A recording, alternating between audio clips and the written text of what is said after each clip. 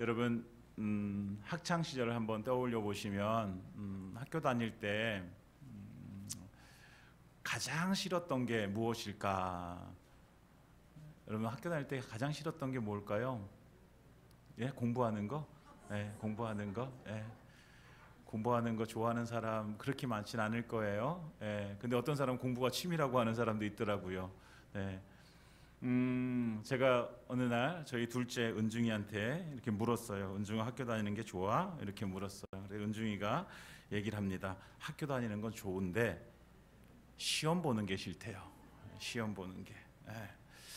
여러분 우리도 마찬가지로 학교 다닐 때 생각해 보면은 시험 보는 거 그렇게 좋아 뭐 했던 기억은 별로 없는 것 같아요. 딱 하나 시험 볼 때 좋은 게 일찍 끝나서 좋았던 것 같아요. 일찍 끝나가지고 이제 시험이 이제 다 끝나고 나면 그 해방감, 잠시 동안의 해방감을 누리게 되어집니다. 그런데 며칠이 지나서 시험 점수가 나올 때가 되어지면 이제 마음이 쫄리지요. 마음이 콩닥콩닥하고 그렇게 되어지죠. 그래서 시험 점수를 받아보면서 좌절을 하게 되어집니다.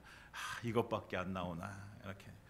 그러니까 이제 시험 때마다 이제 등장하는 그 행태가 뭐냐면 컨닝이라는 거예요. 컨닝. 여러분들 학교 다닐 때 컨닝이라는 걸 해보셨습니까? 예, 안 해보셨습니까? 예, 컨닝. 예. 그러니까 뭐 사실 컨닝을 이렇게 뭐 제가 많이 하고 이러진 않았는데 한 가지 창피한 고백이 이제 대학교 시험 볼 때였어요. 저는 이제 지금은 수능이라고 얘기하지만 저는 이제 학력고사를 보고 들어갔는데 학력고사를 보면 먼저 이제 대학교를 지원하게 되잖아요. 지원하고 그 학교에 가서 시험을 본단 말이에요. 그러면 같은 반에서 시험 보는 아이들이 다 저랑 똑같은 과를 쓴 친구들이에요. 그러니까 다 경쟁자예요. 제가 내 옆에 있는 얘가 떨어져야지 내가 붙는 거예요. 네, 그러니까 더 막 심장이 쿵닥쿵닥하고 더 긴장감이 있죠. 네. 제가 이과였는데 제가 수학을 그렇게 잘하지 못했어요. 근데 시험을 막 푸는데 주관식 문제가 도저히 이게 뭔지 모르겠어요. 도저히 뭔지 모르겠는데 이렇게 옆에를 슬쩍 봤더니 시험지가 보이는 거예요.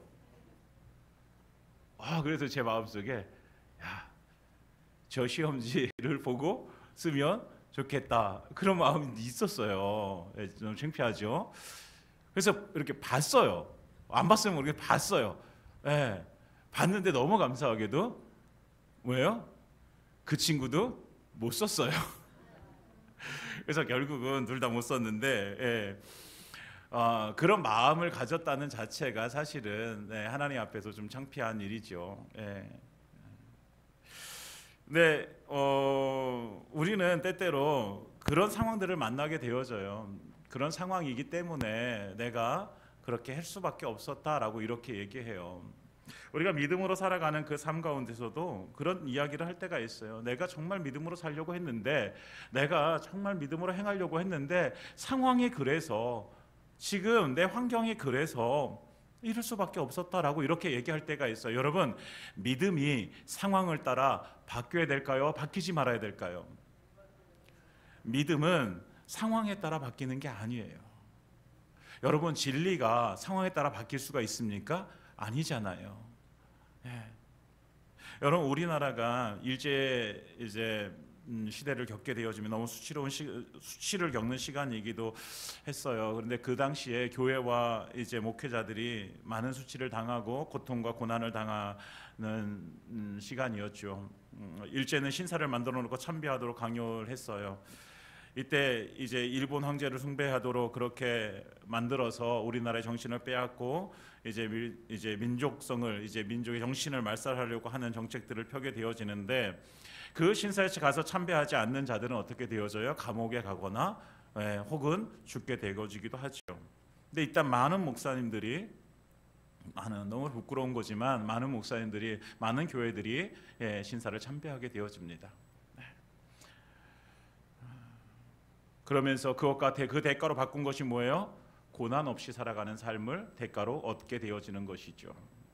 반대로 주기철 목사님 같은 분들은 참배를 거절하다가 감옥에 가시고 감옥에서 생을 마감하기도 하시죠. 침례교 이제 목사로 침례교가 너무나 자랑스러운 것 중에 하나가 그 일제의 신사참배에 거절한 교단이 침례교단이에요. 그래서 많은 분들이 고통을 당하고 고난을 당하고 이렇게 순교하시고 하셨는데, 그런데 많은 목사님들이 그렇게 이야기를 해요. 어쩔 수 없었지 않느냐, 그 상황이 어쩔 수 없지 않느냐. 심적으로는 이해를 합니다. 저도 그 상황이 되어진다라면 어떻게 했을까라고 하면 많은 고민이 되겠죠. 그러나 저의 상황과 상관없이 저의 그 마음과 상관없이 믿음은 변하지 말아야 된다라는 것이죠. 상황에 따라 변하는 것이 아니라는 것이죠, 여러분.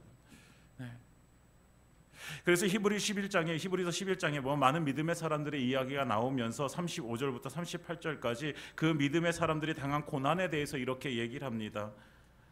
여자들은 자기의 죽은 자들을 부활로 받아들이기도 하며, 또 어떤 이들은 더 좋은 부활을 얻고자 하여 심한 고문을 받되 구차히 풀려나기를 원하지 아니하였으며, 그 다음부터 함께 읽습니다. 또 어떤 이들은 조롱과 채찍질 뿐 아니라 결박과 옥에 갇히는 시련도 받았으며, 돌로 치는 것과 톱으로 켜는 것과 시험과 칼로 죽임을 당하고 양과 염소의 가죽을 입고 유리하여 궁핍과 환난과 학대를 받았으니, 이런 사람은 세상이 감당하지 못하느니라. 그들이 광야와 산과 동굴과 토굴에 유리하였느니라. 아멘. 조롱과 채찍과 결박과 돌에 맞고 톱에 켜지고 궁핍하고 환난을 당하고 광야와 산과 동굴과 토굴에 도망쳐 다니는 이런 상황들 속에서도 뭐했다? 믿음을 지켰다. 여러분, 이런 상황들이 우리에게 주어졌다라고 생각해 보세요. 너무나도 고통스러운 상황들이에요. 정말 죽고 싶어 할 만큼 고통스러운 그 상황들 속에서도 이들은 믿음을 지켰다라고 이렇게 얘기하면서 오늘 38절에 이런 사람은 세상이 감당하지 못하느니라. 사랑하는 여러분, 우리가 믿음으로 살아간다는 것은, 또 우리가 이 세상에서 하나님께서 주신 그 구원의 기쁨과 감사로 우리가 믿음으로 살아간다고 하는 것에 대해서 우리가 정말 세상이 감당하지 못하는 믿음의 사람들이 되어지기를 소망합니다. 세상이 감당하지 못하는 사람. 여러분, 그러나 이것이 장담할 수 없는 일이잖아요. 여러분, 이런 환난이 왔을 때, 이런 상황들이 왔을 때에 여러분 믿음을 지켜, 나는 그래도 내 주님 믿고, 나는 예수님 믿고, 나는 십자가 붙들고 나는 살겠습니다. 지금 당장 그렇게 고백할 수 있을 것 같아요. 그런데 그런 상황들이 직접 오게 되어지면 사실 장담할 수도 없어요. 내 힘으로, 내 의지로 절대로 감당할 수 있는 일이 아니에요. 그래서 여러분, 우리가 믿음으로 살아간다는 것은 그 견딜 수 없는 상황, 지금 아무런 문제 없고 아무런 어떤 우리에게 위해가 될 만한 상황들이 주어지지 않았을 때는 우리가 얼마든지 내 의지로, 내 생각대로, 내가 힘으로 내가 감당할 수 있을 것 같은 거예요. 그런데 막상 그런 상황들이 나에게 닥쳐오게 되어지면 내 힘으로, 내 의지로 안 된다라는 것을 우리는 뼈저리게 알게 되어지죠. 그러면 그때에 이런 환난 속에서도 그 믿음을 지켜왔던 사람들은 어떻게 가능했을까? 여러분, 우리는 손에 가시가 하나 박혀도 그렇게 아파하고 힘들었는데 이런 엄청난 고통 속에서 어떻게 견뎌낼 수 있을까를 생각해 보면, 사랑하는 여러분, 이거는 성령의 역사가 아니고선 할 수가 없는 일이라는 사실을 우리는 발견하게 되었습니다. 여러분, 그 믿음을 지켰던 사람들은 성령으로 충만한 자들이었어요. 오직 성령의 은혜로 살아갔던 사람들이었어요. 그러니까 우리가 여기서 조그만 결론을 내보자면, 믿음으로 산다라고 하는 것은 결국 성령으로 산다라는 것을 우리는 알게 되어지죠. 여러분, 믿음은 우리의 의지나 확신이 아닙니다. 나 믿음으로 살 거야 라고 다짐한들 그것이 우리의 믿음이 되어지진 않는다는 거예요. 여러분, 믿음은요 뭐예요? 성령을 통해서 우리에게 주어지고 성령을 통해서 우리에게 그 믿음의 삶이 이루어지는 줄 믿습니다. 성령님께서 무엇을 하시기 때문에? 성령님께서는요 하나님의 일을 하도록 우리를 이끄시는 분이십니다. 고린도전서 2장 10절에 보면 성령은 하나님의 깊은 것이라도 통달하신다라고 말씀하고 있습니다. 하나님의 깊은 것을 통달하시는 분이 성령님이세요. 그러면 그 성령님이 뭘 하시는 거예요? 하나님이 무엇을 원하시는지, 무엇을 싫어하시는지, 어떤 것이 하나님의 뜻인지 우리에게 알려주시는 분이 성령님이신 거예요. 그리고 그 일들을 이뤄나갈 수 있는, 야 이거 하나님께서 원하시는 거야, 이거 하나님께서 기뻐하시는 거야, 그러니까 너 이거 해야 돼 라고 말씀해 주실 뿐만 아니라 그 일들을 이뤄나갈 수 있도록 우리에게 능력과 지혜를 주시는 분이 바로 성령님이신 거죠. 그러니까 우리가 믿음으로 살아갈 수 있는 힘은 내 힘이 아니라 뭐예요? 우리 안에 계신 성령님의 힘으로, 그 능력으로 살아갈 수 있음을 믿습니다. 그래서 로마서에서 사도 바울은 이렇게 고백합니다. 8장 26절에 우리 함께 읽습니다. 시작. 이와 같이 성령도 우리의 연약함을 도우시나니 우리는 마땅히 기도할 바를 알지 못하나 오직 성령이 말할 수 없는 단식으로 우리를 위하여 친히 간구하시느니라. 아멘. 우리는 기도할 바를 알지 못하나 그러나 성령님께서 말할 수 없는 단식으로 우리를 위해서 간구하시는 분이세요. 우리가 무엇을 할 수 있을지 우리는 잘 모르겠으나 그러나 성령님께서 우리 안에서 일하셔서 우리로 하여금 할 수 있도록 해주시는 분이 성령님이십니다. 그러니까 우리가 믿음을 가지고 믿음으로 산다라고 하는 것은 결국 뭐예요? 성령으로 살아가는 것이고 예수로 살아가는 것이다 라고 얘기할 수 있는 것이죠. 그러면 믿음으로 우리가 믿음이 있다고 한다면 여러분 우리의 삶 가운데 뭐예요? 그 믿음이 드러나게 되어져 있어요. 드러나게 되어져 있어요. 왜요? 성령이 우리 안에서 그 믿음의 삶을 살도록 우리를 인도하시는데 그 성령의 능력이 우리 안에서 역사하고 있는데 그 삶이 사라지지 않는다라고 우리는 얘기할 수 없잖아요. 여러분 우리 안에 계신 성령님께서 반드시 우리를 인도해 주실 줄 믿습니다. 그러니까 성령이 내 안에 거하시어 믿음으로 살도록 하시는데 우리가 그 믿음의 삶을 드러내지 않는다고 한다면 과연 그것이 믿음일까를 한번 생각해 봐야 되겠죠. 여러분 성령님이 그렇게 능력 없으신 분이 아니시잖아요. 여러분 성령님은 하나님이십니다. 하나님은 전능하신 분이십니다. 여러분 이 온 우주를 만드시고 온 세상을 만드시고 그리고 통치하시는 분이 우리 하나님이십니다. 그러면 나 하나 통치하지 못하실까요? 나 하나 이끌어가지 못하실까요? 아니잖아요. 여러분 우리 안에 성령님이 계시다면, 우리가 성령으로 충만하다면 성령님은요 우리를 이끄셔서 믿음의 길을 걸어가게 하실 줄 믿습니다. 그럼 우리는 한번 생각해 봐요. 나는 내 삶 가운데 믿음이 드러나는 삶을 내가 지금 살고 있는가? 내 믿음이 내 삶으로 어떻게 드러나고 있는가를 우리는 한번 생각해 봐야 되겠죠. 여러분 우리의 믿음을 무엇으로 보여주고 있습니까? 여러분은 여러분들의 믿음을 무엇으로 보여주고 있습니까? 세상에 히브리서에 나온 그 믿음의 사람들처럼 그런 환난과 고통 속에서 믿음으로 살아가는 그런 모습이 아닐지라도 우리의 삶 가운데 소소하게 이루어지는 모든 삶, 상대방과 다른 사람과 만나는 과정 속에서 우리의 삶, 우리가 일하는 직장 안에서 우리가 행하는 그 모든 삶이 여러분 믿음으로 드려지기를 소망합니다. 그러니까 우리가 보여줄 수 있는 믿음, 14절에 이렇게 말하고 있습니다. 14절 내 형제들아 만일 사람이 믿음이 있노라 하고 행함이 없으면 무슨 유익이 있으리요? 그 믿음이 능히 자기를 구원하겠느냐? 이렇게 말씀하십니다. 믿음이 있노라, 믿음이 있다고 자랑하고 다닙니다. 나 어느 교회 장로야, 나 어느 교회 권사야, 나 어느 교회 집사야 라고 나 예수 믿어 라고 이렇게 얘기하고 다닙니다. 그런데 그 삶 가운데 만약에 믿음의 삶이 보여지지 않는다고 한다면 그럼 무슨 유익이 있을까?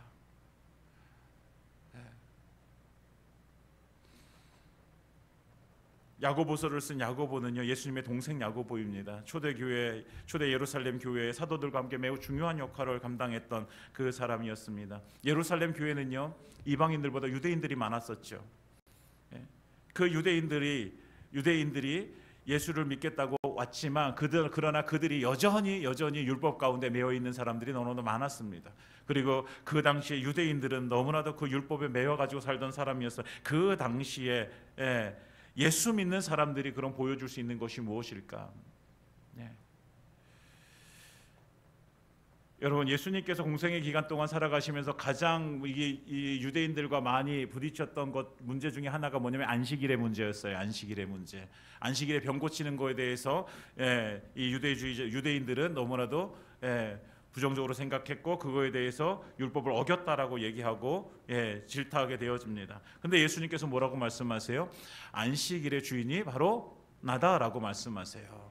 그러면서 안식일에 생명을 구하는 것과 구하지 않는 것 얻은 것이 더 중요하냐라고 말씀하세요. 즉 다시 말하면 안식일에 사랑을 베푸는 것과 사랑하지 않는 것은 어떤 게 더 중요하냐라고 말씀하시면서 안식일의 본질에 대해서 말씀해 주시는 거예요. 안식일이 과연 왜 있는 것이냐? 너희가 안식일이라는 그 날을 지키기 위해서 너희가 있는 것이냐? 아니면 그 안식일에 무엇을 하는 것이 훨씬 더 중요한 일이냐? 하나님께서 원하시는 것이 무엇이냐라는 것을 예수님께서 알려주시는데 바로 그거예요. 이 안식이라는 날이 중요한 것이 아니라 그 안식일에 정말 하나님께서 행하고자 하셨던 일이 무엇이냐, 바로 생명을 살리는 일이다, 바로 사랑하는 일이다, 이것을 알려주시는 거예요.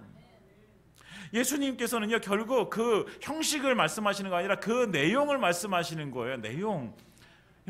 여러분 형식도 중요합니다. 형식도 중요해요.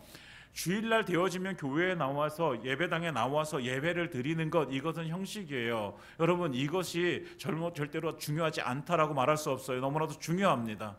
요즘 젊은 세대들의 문제 중에 하나가 뭐냐면, 아니 하나님은 어디나 계시고 하나님은 내가 계신 내 방에도 계시고, 그리고 내가 인터넷으로 그럼 예배 드리는 건 이거 마땅하지 아니하냐, 교회 꼭 가야 되냐, 예배당에 가야 되냐, 이렇게 말합니다. 여러분, 예배당에 오는 것은 너무나도 중요한 일입니다. 왜냐하면 우리는요 혼자서 믿음 생활하는 게 아니라 교회 공동체를 통해서 우리 하나님께서 맡겨주신 사명도 감당하고 함께 신앙생활하면서 그 안에서 정말 주님의 뜻을 이뤄 나가는 거예요. 혼자 하는 게 아니란 말이에요. 이것을 알게 되어지면 우리는 절대로 이 형식도 중요하지 않다라는 것을 알게 돼요. 그러나 형식보다 더 중요한 것이 뭐냐면 그 내용인 거죠. 우리가 주일날 11시에 이 자리에 나와서 앉아있는 것보다 훨씬 더 중요한 것은 뭐예요? 내가 진실로 하나님을 사랑함으로 하나님을 예배하는 이 자리를 내가 지켜내는 거, 이게 중요한 거잖아요. 여러분, 하나님을 사랑하는 게 훨씬 더 중요한 거잖아요. 하나님 앞에 내가 감사하여 정말 하나님 앞에 예배 올려드리는 이것이 중요한 거죠. 앉아있는 자체보다도. 그러니까 우리 예수님께서는 그걸 말씀하시는 거예요. 형식 중요해. 그러나 형식보다 더 중요한 것이 있어. 그것이 뭐다? 내용이다. 그 내용이 뭐다? 사랑이다라는 거예요. 그래서 그 유대인들에게 그 말씀도 하시잖아요. 부모님께 드려야 되는 것을 가지고 고르반, 내가 하나님께 드렸다라고 얘기하면서 하나님께 드리지도 않으면서 하나님께 드렸다라고 고르반 하놓고 자기가 다 그것을 찾지 않는 거예요. 부모님을 섬기지 않는 거예요. 이거에 대해서도 예수님이 책망하시잖아요. 뭐 때문에? 부모를 공경하라 했는데 공경하지 않아요. 형식은 가지고 있는데 그 안에 내용이 없어요. 사랑이 없고 공경함이 없는 거죠. 사랑하는 여러분, 우리가 진정 구원에 이르는 믿음을 소유한 자이면 여러분, 우리 가운데 그 믿음이 무엇으로? 우리의 삶으로 드러나야 되는 것입니다. 그러니까 그 사랑이, 그 믿음이 드러난다는 것은 결국 예수님께서 말씀하신 우리의 형식적인 나 예수 믿어, 나 교회 누구야 라고 얘기하는 것보다 더 중요한 것이 우리의 삶을 통해서 예수님의 십자가의 사랑이 드러나야 되고, 예수님의 용서가 드러나야 되고, 예수님의 긍휼이 드러나야 되는 거죠. 이것이 우리의 믿음의 삶이라는 것이죠. 그 사랑의 실제를 우리에게 말씀해주고 있습니다. 15절, 16절에 17절까지 이렇게 말씀하죠. 만일 형제나 자매가 헐벗고 일용할 양식이 없는데 누가 가가지고 이렇게 얘기하는 거예요. 평안히 가라, 덥게 하라, 배부르게 하라, 이렇게 말한다는 거죠. 근데 이렇게 말을 하면서 몸에 쓸 것을 주지 않으면 무슨 유익이 있냐? 그게 사랑이라는 것이 무엇이냐? 정말로 그 영혼을 위해서 우리가 사랑한다고 고백하면서 그 영혼을 위해서 해야 될 것이, 믿음의 그 삶이 무엇이냐? 야, 이불이 없어? 야, 너무 춥잖아. 어떻게든지 덮고 자야지. 그래. 이걸로 끝나면 안 된다는 거예요. 일용할 양식이 없어. 야, 나가가지고 어떻게 해서든지 한번 오늘 돈을 벌어 쌀을 한번 사가지고 먹어야지. 그래서 어떻게 살겠니? 라고 하면 안 된다는 거예요. 못하라는 거예요? 이불이 없어서 추우면 내 집에 장롱을 열어가지고 이불을 꺼내가지고 갖다 주라는 거예요. 쌀이 없어서 먹을 것이 없어가지고 굶주리고 있다면 내 쌀통을 열어가지고 그 쌀을 퍼다 주라는 거예요. 이게 사랑이라는 거예요. 믿음이라는 것은 결국 말에 있는 것이 아니라, 믿음의 삶은 말에 있는 것이 아니라 뭐예요? 그 사람의 행동에 있는 것이죠. 그래서 예수님께서는 그것을 말씀해 주시는 거예요. 사랑하는 여러분, 우리 안에 예수님이 계십니다. 우리 안에 성령님이 계십니다. 그렇다고 한다면 우리 안에 계신 그 예수님이, 우리 안에 계신 그 성령님이 여러분 우리로 하여금 무엇을 할 수 있도록, 이 사랑을 베풀 수 있도록, 믿음의 삶을 살아갈 수 있도록 해 주신다라는 거예요. 그러니까 우리가 내 의지로 저 사람이 불쌍하기 때문에 내가 도와줘야 돼, 이게 아니라 예수님께서 내게 주신 그 사랑의 마음이 우리에게 있으니까 그 사랑이 우리를 움직여 가게 되어져 있다라는 거예요. 이게 믿음의 삶인 것이죠. 사랑하는 여러분, 우리의 삶을 성령님께 이렇게 놓아드리기를 원합니다. 예수님께 내어드리기를 원합니다. 그러면 성령님께서 우리를 이끌어 가실 줄 믿습니다. 그러니까 내 고집, 내 막 이렇게 자신감 막 이런 걸로 나를 이렇게 얽매여 두지 마시고 이런 것들을 내어 놓으시기 바랍니다. 그렇다고 한다면 그때서부터는 성령님께서 우리를 이끌어 가실 줄 믿습니다. 네. 그러니까 믿음과 행함이라는 이 삶, 이것이 우리의 삶 가운데 항상 이렇게 함께 가야 된다라는 것을 우리는 알게 되어지죠. 여러분, 동전의 양면과 또 같다라고 이렇게 얘기하는데, 여러분 동전에 어떤 동전도 한쪽 면만 있는 동전은 없습니다. 그렇죠? 앞에 500원짜리 500원이라는 글이 쓰여져 있으면 뒤에는 뭐가 있어야 될까요? 참새가 있어야 되잖아요. 네. 뭐가 있어야 돼요? 학이 있어야 되잖아요, 여러분. 그래야 온전한 거잖아요, 이게. 그렇죠, 여러분? 그런데 이게 둘 중에 하나가 없으면 물론 뭐 돈의 가치를 사용할 수 있겠지만 그러나 온전하진 않다는 거예요. 여러분, 믿음도 마찬가지예요. 한쪽 면에 믿음이 있으면 다른 면에는 뭐가 있어야 되는 거예요? 행함이 있어야 된다는 것이죠. 행함. 여러분, 오늘 성경에서 이렇게 말하고 있어요. 어떤 사람은 말하기를 나는 믿음이 있고 나는 행함이 있으니, 너는 믿음이 있고 나는 행함이 있으니 행함이 없는 내 믿음을 내게 보이라. 나는 행함으로 내 믿음을 너에게 보이리라. 그 다음에 이렇게 얘기해요. 19절에 이렇게 말씀하죠. 내가 하나님은 한 분이신 줄 믿느냐? 귀신들도 믿고 떠드느니라. 이렇게 말해요. 야, 귀신들도 하나님을 알아봐. 여러분, 성경에서 보면 하나님 알아보잖아요. 그렇죠? 네. 거라사인의 그 귀신 들린 자도요, 예수님 알아보잖아요. 하나님의 아들이신 걸 알아봐요. 그래서 구하잖아요. 예, 자기들 여기서 떠나지 않게 하기를. 그래서 돼지떼로 들어가가지고 몰살되어지거든요. 알아봐요. 하나님을 알아본다고요. 근데 귀신들이 하지 못하는 것이 있어요. 여러분, 그게 무엇인지 아십니까?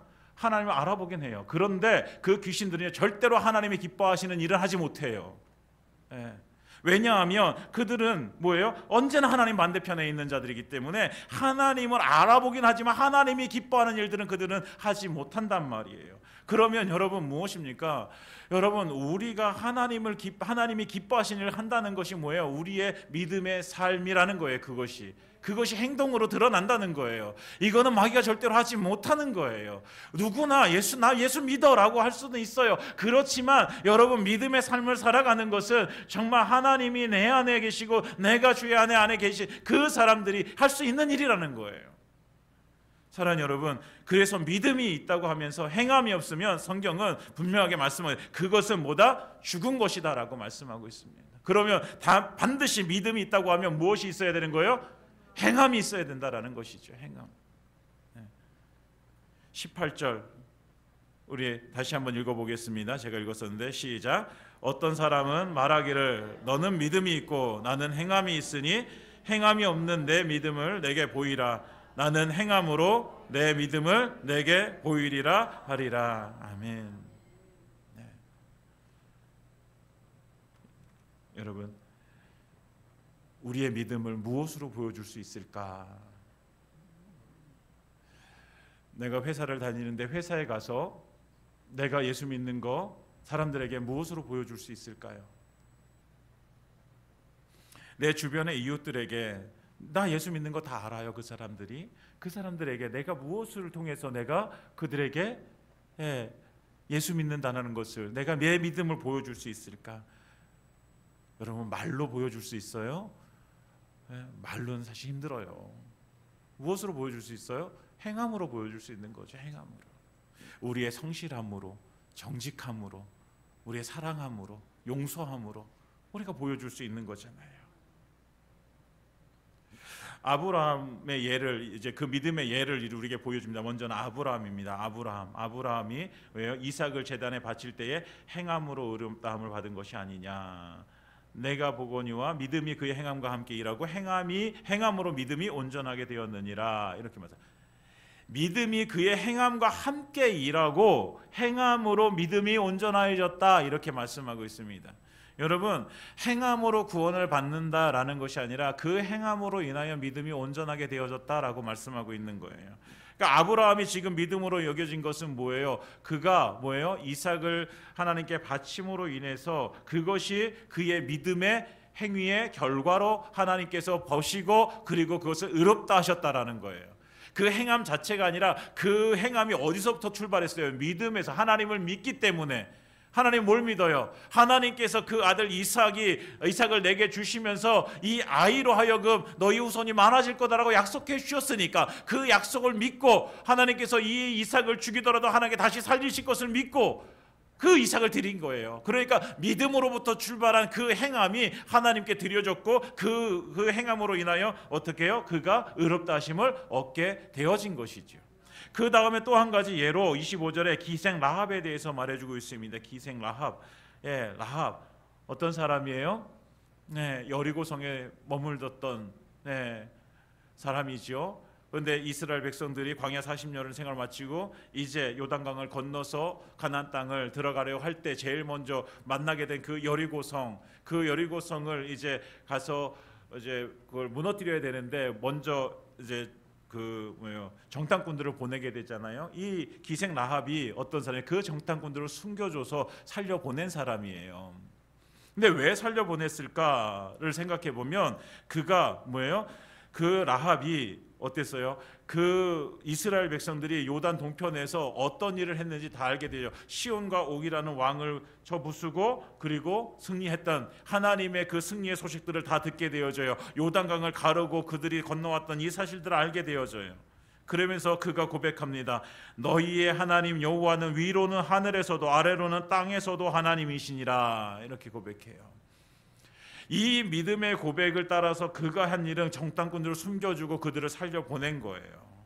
여러분, 그 행동의 시작은 믿음이었어요. 결국 뭐예요? 그 믿음으로 드러난 행동이란 말이시죠. 사랑하는 여러분, 우리에게 그 믿음이 있다면 그 믿음은 반드시 아브라함처럼 라합처럼 무엇으로 우리의 삶으로 행동으로 보여줘야 되는 것이죠. 그래서 26절에 이렇게 말씀하고 있습니다. 26절 마지막으로 이 2장을 마치면서 이제 이렇게 얘기하고 있어요. 우리 함께 읽습니다. 시작. 영혼 없는 몸이 죽은 것 같이 행함이 없는 믿음은 죽은 것이니라. 아멘. 영혼이 없는 몸이 죽은 것처럼 행함이 없는 믿음은 죽은 것이다. 여러분, 우리의 믿음이 있음을 우리가 무엇으로 보여줄 수 있을까? 우리 한번 생각해 보길 원합니다. 이 말씀을 듣고 믿음이 행함이 없는 믿음은 죽은 것이다 라고 말씀하고 있는데 우리가 죽은 믿음을 가지고 살아갈 수는 없잖아요. 여러분, 하나님 지금도 살아계십니다. 그 살아계신 하나님이 우리 안에 계십니다. 그 살아계신 하나님이 우리 안에서 역사하시는데 우리는 죽은 것처럼 살아가면 안 되잖아요. 하나님이 살아계신데 우리도 살아서 하나님의 역사를 이뤄가야 되는 거잖아요. 여러분, 그렇다고 한다면 우리는 죽은 자로 살아갈 수 없는 거예요. 그렇다고 한다면 우리가 오늘 말씀처럼 행함이 없는 믿음은 죽은 것이다. 그렇다면 반대로 행함으로 우리의 믿음을 보여주면 되는 것이죠. 사랑하는 여러분, 우리가 함께 이번 일주일을 보내면서 한번 여러분들의 삶을 이렇게 바라보면서 한번 생각해 봤으면 좋겠습니다. 내가 지금 하고 있는 거는, 내가 지금 하고 있는 이 행위는 내가 믿음에서 나온 것인가? 그래서 우리의 삶이 믿음으로 주님께 드려지기를 소망합니다. 여러분, 다른 사람에게 적용하지 마시고 나에게 적용하세요. 나에게. 여러분, 내가 믿음으로 살아가. 다른 사람이 어떻게 살아가는 간에 그것은 그분의 문제인 것이요, 나의 문제. 내 삶, 내가 어떤 믿음을 가지고 살아가는가, 그리고 그 믿음이 어떻게 내 삶을 통해서 드러나는가. 이번 한 주간 동안 우리의 삶을 통해서 우리의 믿음이 드러나기를 그리고 그 삶이 정말 우리의 믿음을 온전히 보여줄 수 있는 삶이 되어지기를 예수님의 이름으로 축원드립니다.